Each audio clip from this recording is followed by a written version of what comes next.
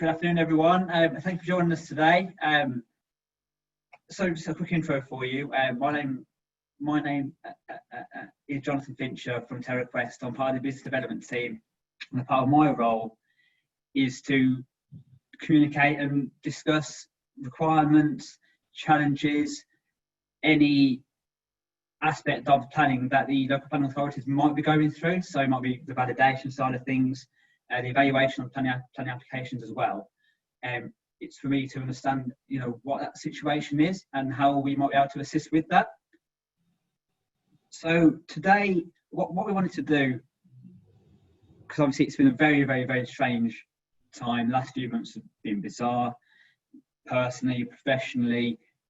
It's this pandemic's just turned everything upside down, or just really affected many things. And with planning, we've noticed that, especially with our team and the validating of planning applications, we felt that the impact has been there. So we wanted to open that discussion to everyone who's involved in the validating of the application as well, just to share experiences, knowledge, ideas, what our thoughts are moving forward, just to open that discussion. And to do that, I'm involved in planning to a point of, again, discussing what the local authorities are getting up to. But to do that, I really wanted to bring along my colleague Charlotte, who for me, she is the validation guru. So she's highly thought of across the whole business. Our customers really appreciate the work that she does as well. So I thought it was only right that she would be the voice of validation today. So without further ado, Charlotte, if you want to introduce yourself. So I'm Charlotte. I've worked with TerraQuest for about 4 years now. So I started just as part of the validation team, and recently I've been taking on more of a senior role where I work with local councils at the outset of the process. So I work with them to learn their processes and systems, and I write any instructions or guidelines that we might need, and then I train the rest of our team on their processes, and then once that's done and we're comfortable with what we're doing, I then take a step back and focus more on quality checking of the applications, and then move on to the next one. Cool. Cheers, Charlotte. So for this today, loads of ideas. Could it be like a game show effect? I had a spinning wheel at one point. I had a sparkly jacket ready. To add some fun element to it. But I sat back and thought, what's the most important thing? What we want to focus on is the content of this conversation, because at the end of the day, it's such an important part. Planning is going through so much currently, so forget about all the silly, funky things that I could add to it. Let's just focus on the topic in hand. So to do this, what we will do is, a bit of a Q&A, just to go through, validating during this pandemic. Also, like an overview and the general validation as well. So kind of like the experiences that Charlotte has gone through. So if we could move on to the next slide. Here you go. So yes, these are topics that we will be discussing today. So if I just go one by one. So first of all, Charlotte, nice simple one for you. Simply, in some TerraQuest, what is it that you and the team do? Okay, so the team work for several local authorities, and we just take on the validation process for them. So it depends on the service that's been agreed.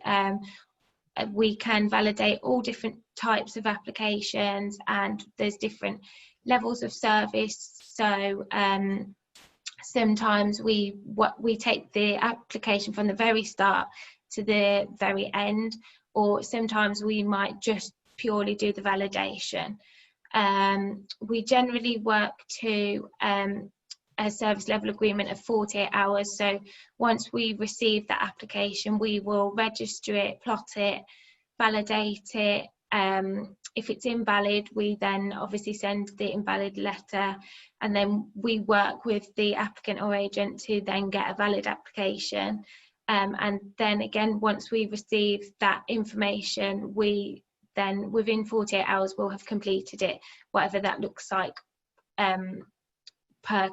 for each council. So for some councils it might be that we just upload the additional information and send it back to them, or for some it might be that we upload the additional information and then send the consultees, create any site notice or press advert or anything like that. Yeah, we mostly work to the 48 hours, but obviously we do also have some councils where we work on a backlog. So obviously for those we wouldn't be working from that 48 hours, apart from when the additional information is received, which we will then work to that time limit. And do you find, is it quite consistent across the board, or do local authorities work in different ways as well, would you say?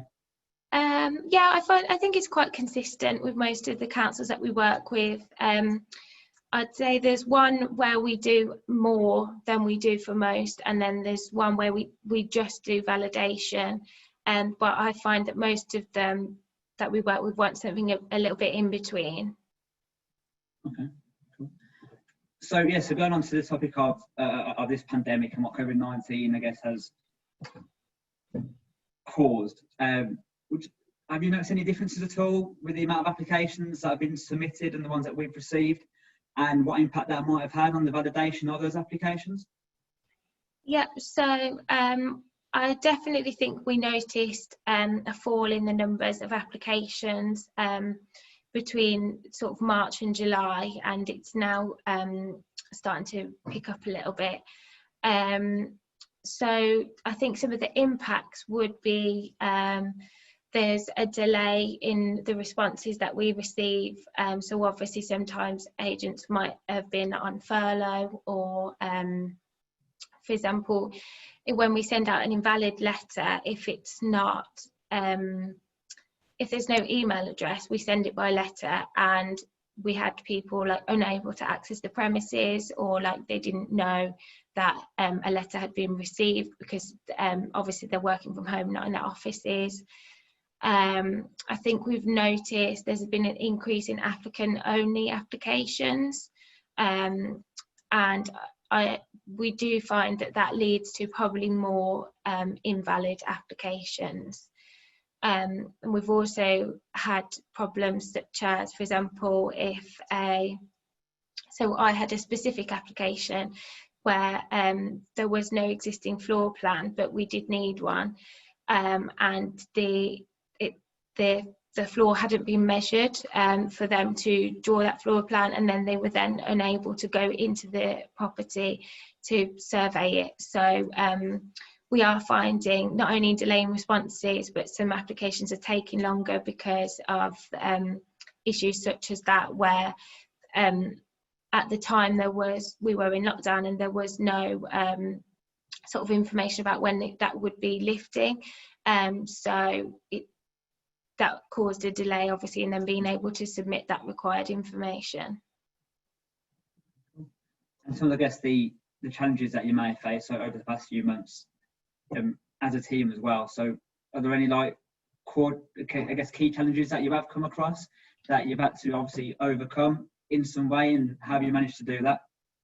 Yeah, so in some ways it's not been too much of a change for us as a team, just because we already access the council systems remotely.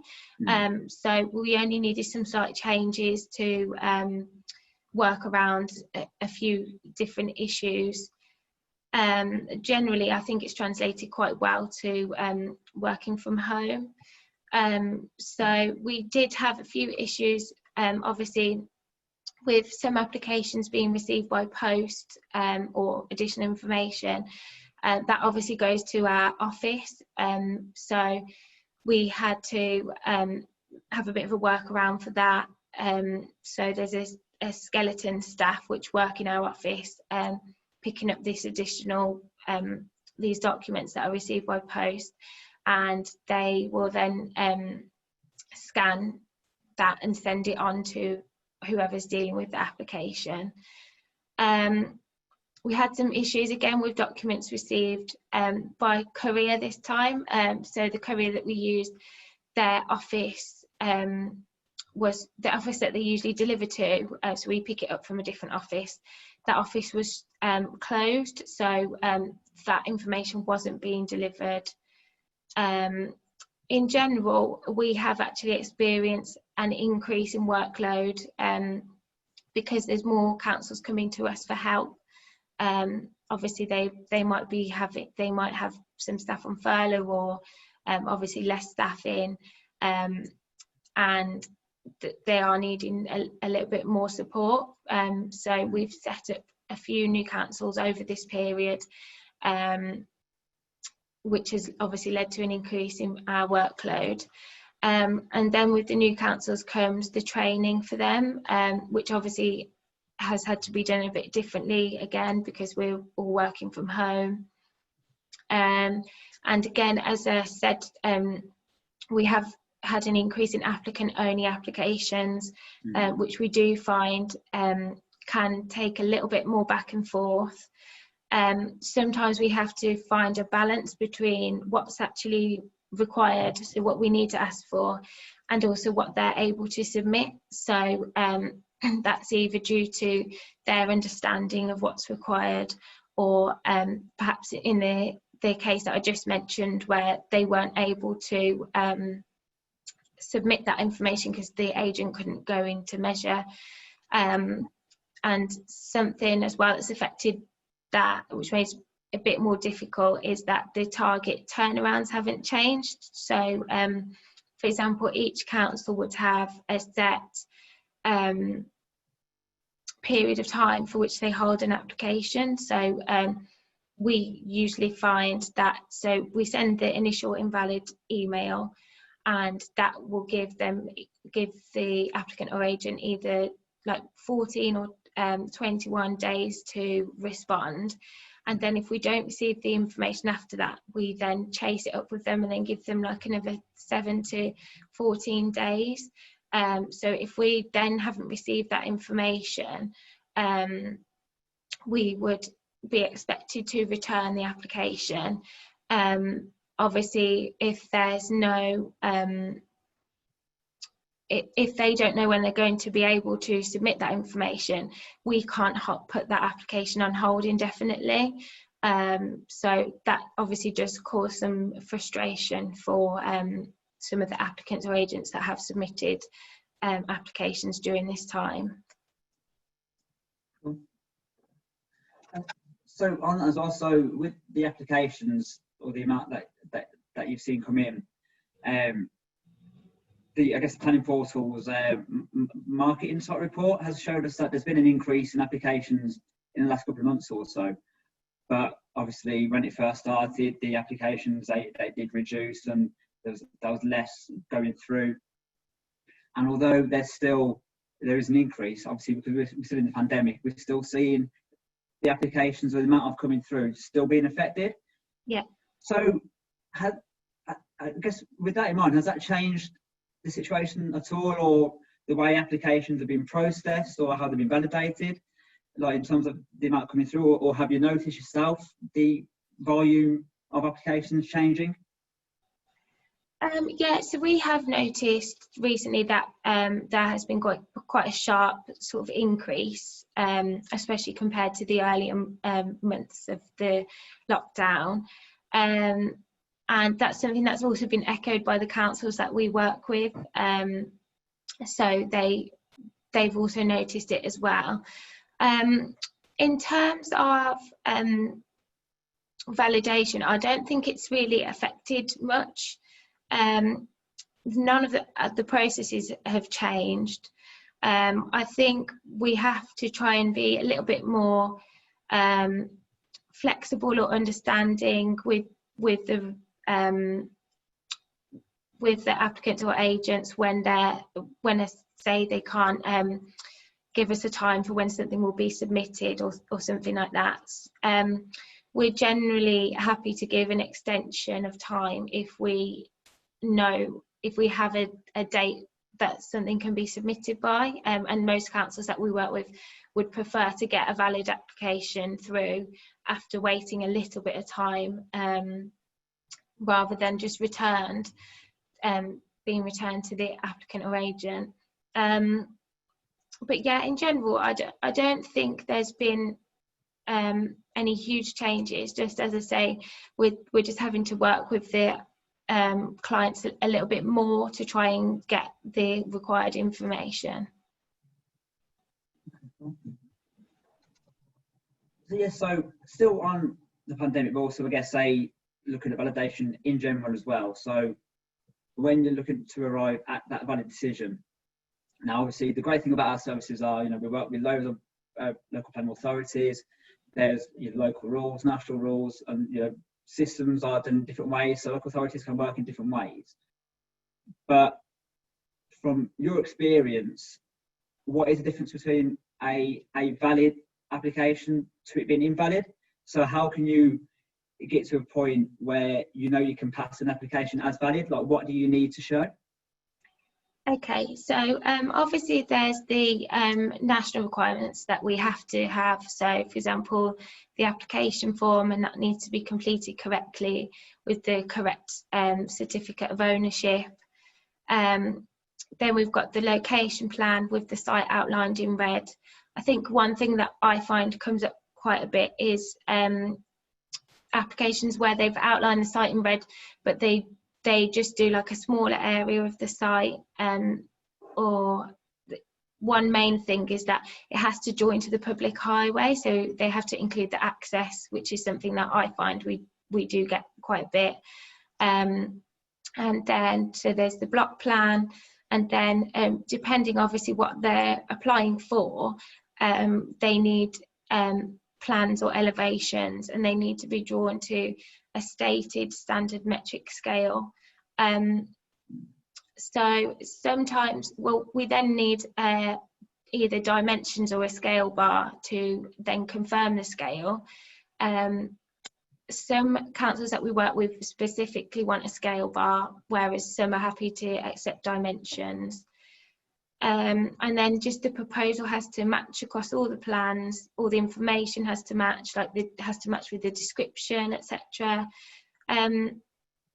And then we have obviously any local requirements. I do find that some of the councils that we work with are a little bit stricter, or some are a bit more laid back. But I think the main priority is that the proposal is clear on the plans, and that it would be clear to a member of public who are looking at the plans when they're eventually published on the website, because that is obviously the main goal, that people can understand obviously what is being applied for, and that also it should be clear from just looking at the plans without having to go back and look at the description. Everything should be clear. For anyone who's not sure what to submit, I would always suggest to look at similar sort of recent proposals on their authority website, and they can then see what has been submitted for previous applications, and again just do the research on the website for any local requirements. That's brilliant, thank you. So a bit more of a light-hearted question really now. As you know, and from my experience as well, talking to many of our planning partners, you and our team, and they all come across different characters, different interesting cases. So is there one that's most memorable for you, one that sticks in your mind, or any cases at all that you wish never happened but you can't get out of your mind? So any interesting cases at all? Yeah, I mean, there's definitely some that stick in my mind. I think unfortunately it does tend to be the more negative experiences. So I can think of one off the top of my head, where we had quite a difficult agent. It's from quite a few years ago now, but he's ingrained in my memory. So he just challenged everything that we asked for, and there was a local requirement regarding wildlife, and he basically said, oh, well, I don't know what you need this for, I'll go and ask the seal in the bay. Like, just very like sarcastic, unhelpful. Did that work? Do you know if that worked? I don't think it worked, no. But eventually, we actually stopped dealing with his applications, and they were taken back in house, because even the council agreed that the way he responded to us wasn't acceptable. But we do get plenty of nice people as well, and have like obviously more pleasant experiences. I think people do hopefully recognise that it's not something personal when we make an application invalid. You know, we are just going by the guidelines that we've been given. Cool, brilliant. And to be fair, that actually leads me on, so just where your time as well, that leads me on to the last question, because related to pressures and things like that. But it's more of a positive question, really. So, planning is such a vital part of communities, areas, societies. It builds people to, it brings people together. It's such a huge role, and clearly with that, there's pressures there. But from my experience working with yourselves and working with local planning authorities, it seems to be such a rewarding and really enjoyable role. But why do you think that is? Obviously, like I said, there's pressures there, but everyone I talk to just seems to really thrive on that environment and on that role. So why do you think that is? Yeah, so I think it's just such a sort of human subject. So for a start, we get to like interact with so many different people, and then also it's just like the wider impact of a proposal, like as you say, like it can affect proposals can affect communities, or even on a smaller basis. So for like a householder application, we see a lot of applications a day, but actually that application is really important to that person who's submitting it for whatever reasons they want or need that that work to be done. And again, just with like more complicated proposals, again, like the way in which they can impact communities. I think even though there's only a limited number of application types, there's so many different proposals. Like each proposal is completely different. You never know really what it's gonna look like, or I think it's quite interesting. Like personally, I like to have a look at like what they're proposing and like sort of the different styles. Like I love a home show, so like that's really interesting for me. In my job in particular, I think I really enjoy setting up the new projects and the challenge of learning a new system, although I think I've actually learnt them all now. I'm not sure there's any more left for me to do, and getting to know the new processes, and often councils are quite open to finding out how we think something can be improved, or any workarounds that we might have to do sometimes. So for example, something that might work really well for a council, we might need to tweak it a little bit to make it work better for us. But they're always really open for discussion on that. So I just think there's always a new challenge, like every day is a bit different. Oh, brilliant, cool, thank you, I appreciate that. That was really good. So before we move on to the final slide, so everyone listening, any questions you have, any comments you have, or even you've got experiences of your own that you want to share, then please do so. It'd be great to see from your side of things as well how things are going, and what you've experienced as well. So please feel free to share those views in the next few minutes or so. But moving on, I guess, to the final slide, and what I want to do here is just to explain, why we feel that we're equipped and why we wanted to have this conversation. So it's a terror request. we're a 48-year-old company, but within planning, we've been around for about 15 years, offering various services to local planning authorities. And our two main ones being the validation of planning applications. Also, we can do the evaluation of, so from the start of the application through to decision, we have planning officers who can work on behalf of your council and process that application for you. So we've worked with many local authorities across that 15-year span as well. So we feel that, we do have that experience there. We've got planning teams, planning experts in Birmingham, Bristol, Belfast. We also work within council offices as well for the end-to-end services. For those of you who may not be aware, Sotericrest are actually the company who run and operate the planning portal as well. So having their expertise and obviously the planning portal there and access to the planning portal applications, that obviously strengthens the experience and the knowledge that we have as well. We're a digital company. We are a remote service. So although obviously pandemics happened and everyone's had to get used to more working from home life, it's always been more of a remote service anyway. So we've had everything in place from the start, which obviously would help out as well. It's your planning portal applications, it's your paper applications, your email applications that the team can work through as well. And also we have the financial transaction service that many of you will be aware of, and that goes via the planning portal. But especially in the last few months, we've had some inquiries from councils who have asked for processes of payments for their non-planning portal applications. So your email applications, paper applications, any of those that are associated with the planning portal, we can help with as well. So it's just a broad range of planning services that we can offer. So that's where we feel like our experience is really there. So yeah, but that's it from me. You've got some quotes here as well, just to show you the kind of feedback that we have had and those who've used our service and how they've enjoyed it. But please feel free to ask any questions and any comments you have. So we've had two questions.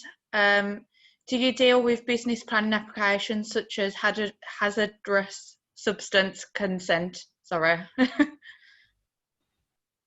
Yeah. So how we tend to categorise it is within your minor applications or and the major applications as well. And if it fits within there, it would be great to have a conversation to who has asked that question, because what we'll do, we'll sit down and understand what the applications you're working with and what you may want us to work with, and we'll see what we can do. But there isn't really an application that we can't work or validate. So yeah, so absolutely, if it fits within our criteria, then we definitely can. So we'll be good to have a deeper conversation. Okay. Have you heard anything about a tool being developed by authorities to help and guide users to submit valid planning applications at the initial point of submission? Do you have any thoughts or ideas on the development of these tools? To be fair, that would be a planning portal conversation. I'd love to give my opinion, but it's more for planning portal. So again, yeah, if we kind of get the details of the person who's asked that question, then yeah, we can lead them on to the planning portal. Okay, so we've got a few more. Hi, do you provide validation services to any Welsh local planning authorities? We're speaking with quite a few. In terms of actually work we've done with them, I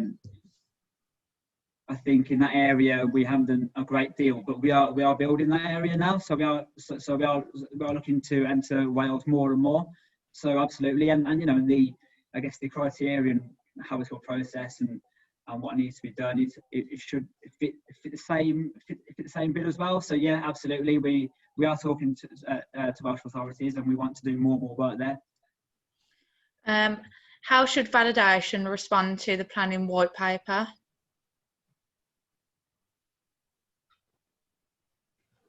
Charlotte, is that one for you?